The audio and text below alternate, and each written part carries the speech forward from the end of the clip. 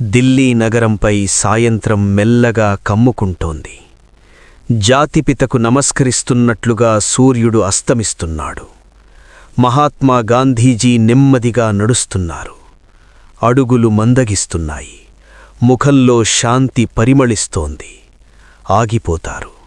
కళ్ళు మూసి ప్రార్థనలో లీనమవుతారు. అదే నిశ్శబ్ద క్షణంలో భారతదేశపు మహానుభావుడు పడిపోతారు.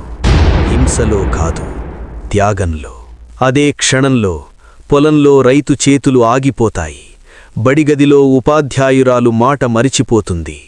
రైల్వే స్టేషన్ నిశ్శబ్దంగా మారుతుంది. తల్లి తన బిడ్డను గట్టిగా హత్తుకుంటుంది.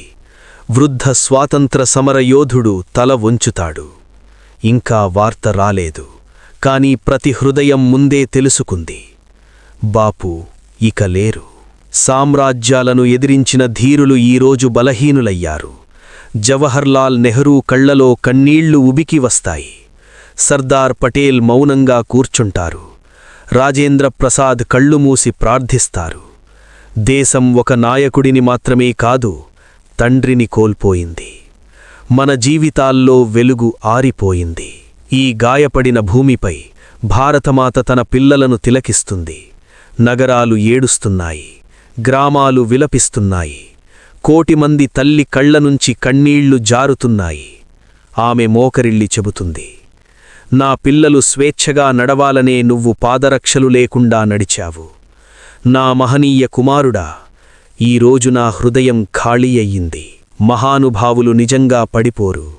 గాంధీజీ ఇప్పుడు ప్రతి నిజాయితీ హృదయంలో నడుస్తున్నారు. నిజం పలికే ప్రతి బిడ్డలో, శాంతిని ఎంచుకునే ప్రతి చేతిలో త్రివర్ణ పతాకం మరింత ఎత్తుగా ఎగురుతోంది. భారతమాత కన్నీళ్ల మధ్య చిరునవ్వు చిందిస్తుంది.